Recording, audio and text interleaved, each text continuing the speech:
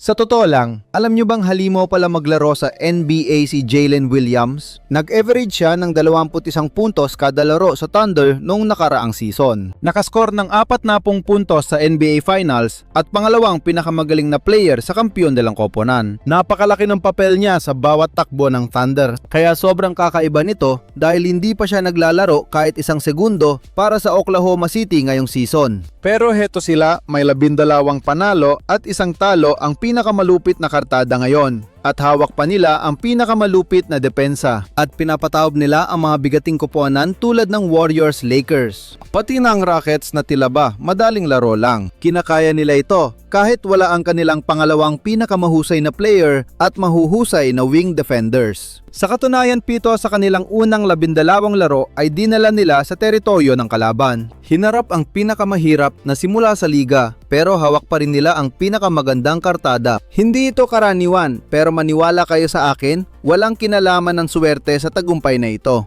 Magsisimula ang lahat sa lalaking sa tingin ko ay pinakamagaling na basketballista sa buong mundo ngayon. Para sa akin, parang naka-rookie mode lang maglaro si Shai Gilgeous-Alexander na yon. Kahit sa standard ng mga superstar, ang ginagawa niya ay talagang nakakabaliw. Umi-score siya ng 30 puntos sa 3 quarter lang. Tapos nagpapahinga na sa huli dahil tapos na ang laban para sa Thunder. Naglalaro lang siya ng 34 na minuto kada gabi mas kaunti kumpara sa ibang sikat na atleta. At kahit ganon, nag-a-average pa rin siya ng 32.5 puntos sa 64% true shooting. Isa sa pinaka-efficient na high-volume scoring season na nasaksihan ko at sa 3 quarter lang niya ginagawa. Ang matindi pa rito, napakahusay ng mga kasamahan niya. Kaya pakiramdam ko ay hindi mo talaga mapipigilan si Shai. Ang sarili niyang 7-0 run ay parang cheat code. Tanungin niyo ang Lakers na nanood lang habang binaligtad niya ang laro sa ilang posesyon lang. Ito ang pag-control sa momentum ng laro sa pinakamataas na antas. Mga bagay na iilang manlalaro lamang sa buong kasaysayan ng liga ang kayang gumawa nito. At ngayon mas matindi at mas swabe ang konsistensya ni SGA rito. Walang humpay pa rin ang pag-atake ni Shai sa ilalim ng ring. Sinasalubong ang depensa na tila ba naghahanap lang ng foul, pero para sa akin, bahagi lang ito ng laro. Ang footwork niya ay kakaiba, walang kaparehas at imposibleng tapatan ng kempo. At bukod doon, hindi mo siya mapapabilis sa sarili niyang diskarte. Nakakarating siya sa mga posisyon at tira na gusto niya. At sa nakikita ko, walang magawa ang depensa para pigilan ang kanyang pag-score. Pero ang dahilan kung bakit mas mahirap siyang bantayan na yon ay ang bagong sandata sa kanyang arsenal, ang swabeng pull-up jump shot. Kahit hindi siya tumitira ng napakaraming tres tulad ng ibang shooter, nakakapasok pa rin siya ng 36% sa pull-up tres ngayon na nagpapabago sa depensa ng kalaban. Hindi na pwedeng umiwas na lang sa ilalim ng mga screen. Kailangan mo na siyang salubungin ng mas malayo dahil kaya na niyang pumasok sa 3-point line. Dahil doon, napipilitan silang sumabay sa mga pump fake niya na nagbibigay sa kanya ng tsansa sa free throw line. At dahil mas dumidikit na ang mga defender sa kanya, lalong lumuluwag ang mga daan para sa kanyang mga drive. Iyan ang dahilan kung bakit nag-average siya ng mahigit 30 puntos habang mas madalas pang nakaupo sa huling quarter kaysa maglaro rito ngayong season. Ngunit para sa akin, napakahalaga rin ng kanyang pag-unlad sa playmaking. Noong nakaraang taon, sapat na ang galing niya para isalba ang Thunder, ngunit mas madalas pa rin siyang nagpapasya base lang sa galaw ng depensa. Ngayon, kontrolado na niya ang depensa. Nakikita ang rotation bago mangyari at nagbabato ng mga biglaang skip pass. Mga bounce pass at timing na wala pa sa laro niya noong nakaraang taon. Binago nito ng tuluyan ang guwang opensa ng Oklahoma City. At kitang-kita ko agad ang pagbagsak ng sistema ng Thunder kapag lumabas na siya. Nawawala ang kanilang pag-score at tuluyang nasisira ang daloy ng laro. Wala siyang katulad, lalo na ngayong wala si Jalen Williams. Noong nakaraang season, halos buong 4th quarter siya naglaro, pero nanalo pa rin sila ng 68 games. Ngayong taon, mas madalas siyang nakaupo sa 4th quarter kaysa sa mga nilaruan niya at kahit papaano. Mas naging matindi pa ang Oklahoma City. Mangyayari lang ito kung ang superstar mo ay nagpapakita ng tunay na MVP dominance para tapusin ang laban bago pa man ito magsimula. Talagang ibang klase si SGA ngayong season. Ang pundasyon ang tagasalba at ang pinakamaasang superstar sa buong NBA na yon. At ngayong season, alam natin may nagbago pa. Hindi lang pinakamagaling na guard ang hawak nila. Mayroon na rin silang big man na biglang naging isang mapanganib na 3-level scorer. Noong isang taon, isa na si Chet Holmgren sa pinakamalulupit na defender sa liga. At hindi nagbago ang katotohanan yan. Ayon sa aking pagsusuri siya, ang ikatlong pinaka-epektibong defender sa pinakamatinding depensa sa NBA ngayon. Nalilimitahan ng Oklahoma City ang kalaban ng 6.2 points bawat 100 possessions kapag naglalaro si Holmgren. Ngunit ang malaking pag-angat niya ngayong taon ay makikita sa kanilang opensa. Tunay ang kanyang mid-range. Ang talas ng kanyang pump fake papuntang floater ay talagang totoo. Ang kumpiyansa pag-atake sa mismatch, pagkuha ng foul, at paglusot sa likod ng depensa. Lahat ng ito ay totoo. Noong nakaraang season, medyo madaling basahin ang Thunder sa dulo ng laban dahil kay SGA lang umiikot ang opensa. Pero ngayon si Chet na nagsisilbing sandata nila. Ginagawang madali ang mahihirap na play at nagpapasok ng pick and pop threes. Pinarurusahan ang mga switch habang may average na 18.7 points bawat laro na may nakakamanghang 71% true shooting. Ito ang isa sa pinaka-efficient na scoring season ng isang big man. At mahalaga ito dahil nagbukas ito ng bagong sandata para sa Oklahoma City. Hindi na kailangang magpakitang gilas ni SGA gabi-gabi. Hindi na kailangang pumukol ng bench ng 50% mula sa tres. May matatag na sistema ng Thunder dahil kayang maglaro ni Chet at magtala ng 25 points para saluhin ang masamang laro ng kanyang mga kakampi. At habang sumasabog ang kanyang laro sa opensa, ang ginagagawa naman ng Oklahoma City sa depensa ay tila nagiging makasaysayan muli. Hayaan ninyong ipaalala ko na nilaro ng Oklahoma City ang buong season nang wala si Jalen Williams. Naliban na rin sila ng 6 games kay Lu Dort, 4 kay Alex Caruso at 4 kay Chet Holmgren. 4 sila sa kanilang 5 pinakamahuhusay na defender. At sa kabila niyan, hawak pa rin nila ang numero 1 depensa sa NBA na may 103.8 defensive rating. At kung hindi ninyo alam ang tungkol sa defensive rating, napakatinding numero niyan. Noong nakaraang season, meron ng makasaysayang depensa ang kuponan ng Thunder. Ngunit kahit maraming pilay, napansin kong napataas pa nila ang numerong yan ng 4 na puntos. Kamangha-mangha ito. Laban kay Luka Doncic na isa sa pinakamahusay na scorer sa nakalipas na dekada. Nalimitahan siya ng Thunder sa 19 points lang mula sa 20 shots at 14% sa tres. May minus 31 plus minus at 7 free throws dahil hindi siya basta makapasok sa loob ng paint. Si Luka Doncic na yan. Ang mamaw na nag-a-average ng 34.9 points on 61% true shooting ngayong season. Seryoso walking mismatch siya sa kahit anong team. Winasak niya ang mga blitz drop coverage, switch at hedge.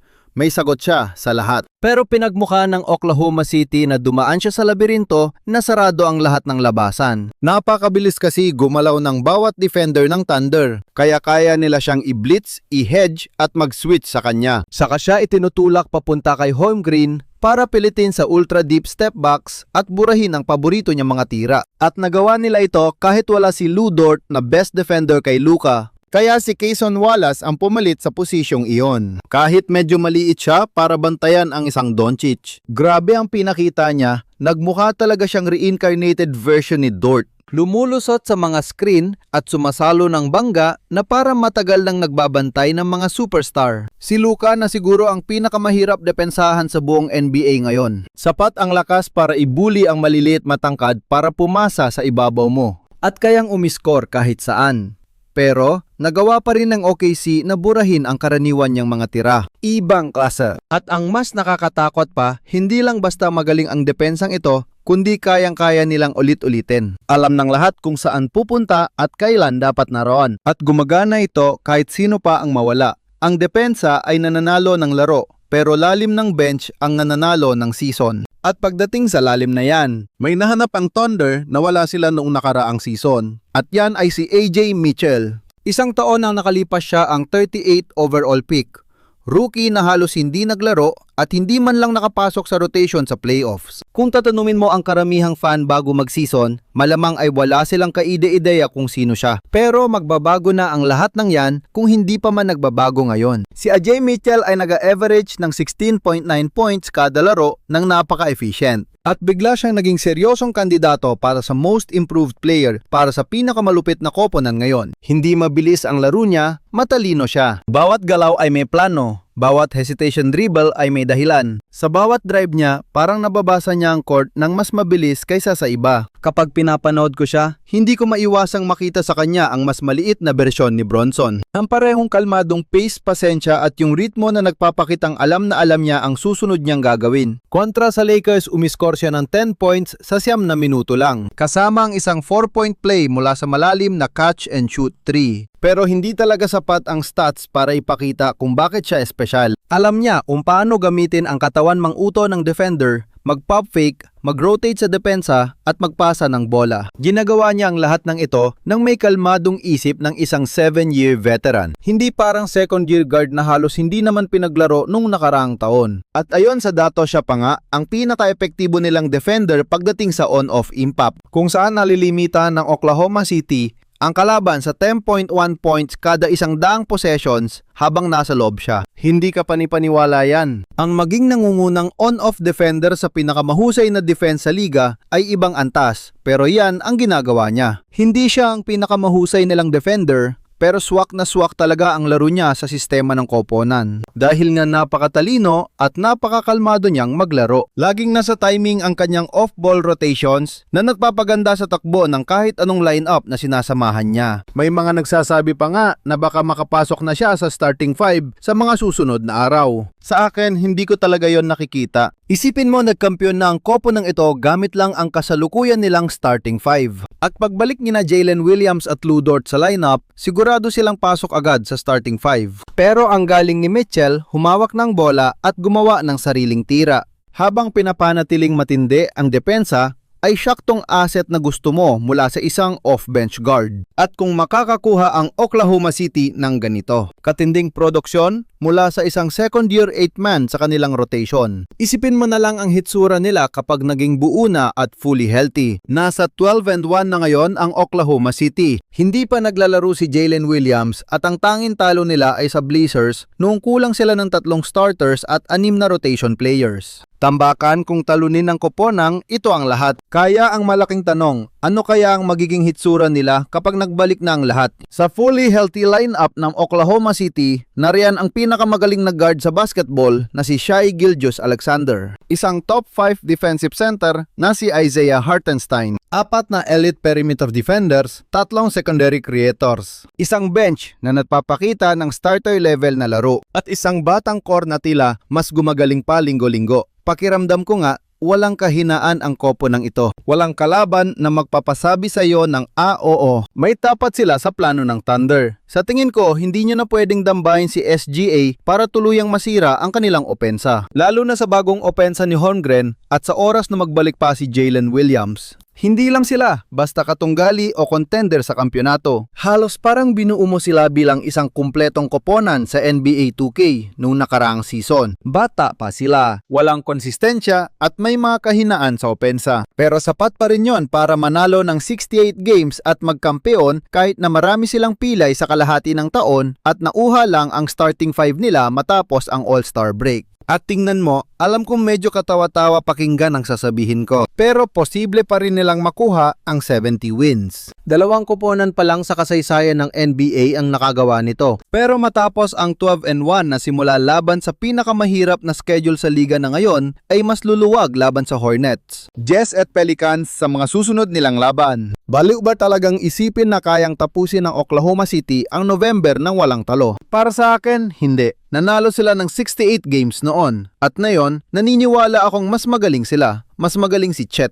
Mas magandang laro ni Cason Wallace. Mas malalim ang bench nila ngayon. At si SGA ay lalo pang gumaling. Kaya posible ba ang 2 pang panalo? Sigurado yan. Pipilitin ba nila? Ito malamang ay hindi. Tingnan ko nakatutok ang Thunder sa April, May at June. Hawak nila ang maituturing na pinakamahusay na manlalaro sa buong mundo. Isa sa pinakamalupit na defensive system na nakita natin. Isang top 6 offense na mas matalas pa kumpara noong nakaraang season. At batang Koy na may karanasan na sa pagkapanalo kahit hindi pa nila nararating ang rurok ng kanilang karera. Pero sa kabila ng lahat ng yon, may isang koponan sa NBA na sa tingin ko ay may totoong tsansa na talunin ang Oklahoma City pagdating ng playoffs. At kung gusto mong malaman kung anong koponan yon at kung nasaan ang bawat koponan sa karera sa kampyonato, kaya pwede mong panoorin ang aking buong breakdown na video ngayon na.